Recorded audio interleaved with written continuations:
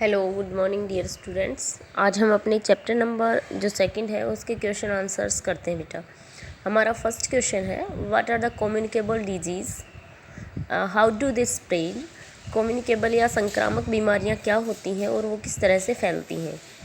Answer होगा इसका, some diseases are passed from sick person to healthy person through air, water, food and carries or called communicable disease। communicable disease उनको कहते हैं जो किसी भी बीमार व्यक्ति से किसी स्वच्छ व्यक्ति में फैलते हैं। किस किस के माध्यम से? हवा, पानी या फिर भोजन के माध्यम से वो, या किसी वाहक के माध्यम से वो फैल जाते हैं। The communicable disease spread through direct contact, infected air, infected food and water और इंसेक्ट।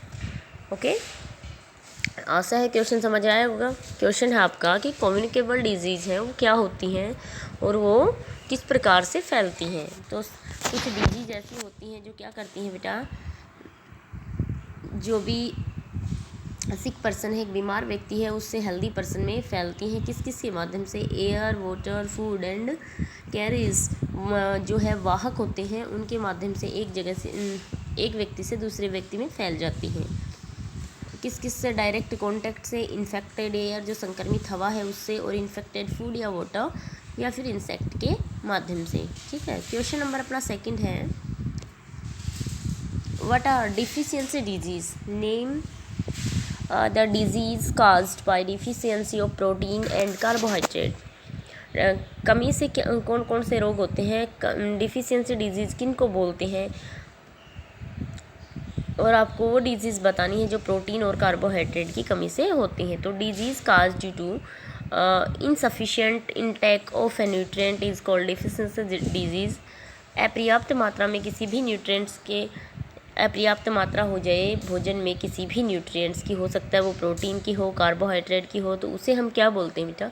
डिफिशियंसी डिजीज बोलते हैं। Marasmus is the disease caused by deficiency of protein and carbohydrate. Carbohydrate और प्रोटीन की दोनों की कमी से होने वाला एक जो रोग है वो है मैरेस्मस।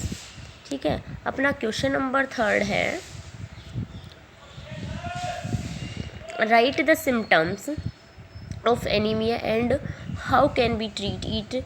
एनीमिया या रक्त जो है अल्पता के क्या कारण होते हैं, खून की कमी के क्या कारण होते हैं, हम उसको किस प्रकार से ट्रीटमेंट कर सकते हैं उसका। तो सिम्टम्स क्या होते हैं? Less haemoglobin in blood, pale look and feel tired easily, जिसमें खून की कमी हो जाती है, जिसमें रक्त की कमी हो जाती है, उसमें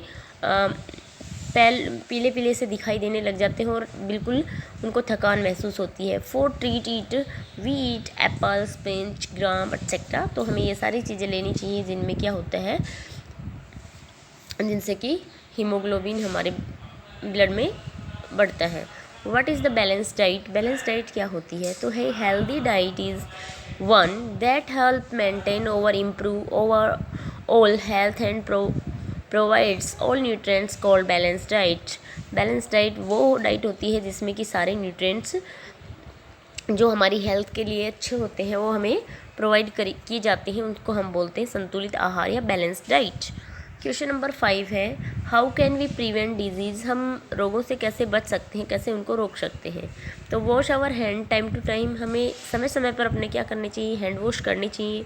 गेट वैक्सीनेटेड, टीकाकरण करवाना चाहिए। डोंट शेयर पर्सनल आइटम्स, कभी भी अपने पर्सनल आइटम्स किसी से शेयर नहीं करने चाहिए।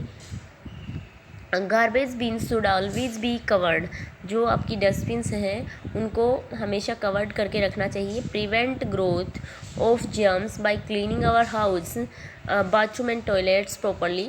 हमें क्या करना चाहिए, अगर जर्म्स, मान लो जहाँ गंदगी होती है वहाँ जर्म्स भी पैदा होते हैं, तो हमें अपने घर में अच्छे से साफ़ सफाई रखनी चाहिए। टॉयलेट और बाथरूम्स को उचित रूप से साफ़ सुथरा रखना चाहिए। ठीक है, तो ये होते हैं अपने क्वेश्चंस फिनिश बेटा। आपको यही क्वेश्चंस अपनी फेयर नोटबुक में राइट करने हैं और इनको लर्न करना है। यही आपका आज का होमवर्क रहेगा। बाय बच्चों।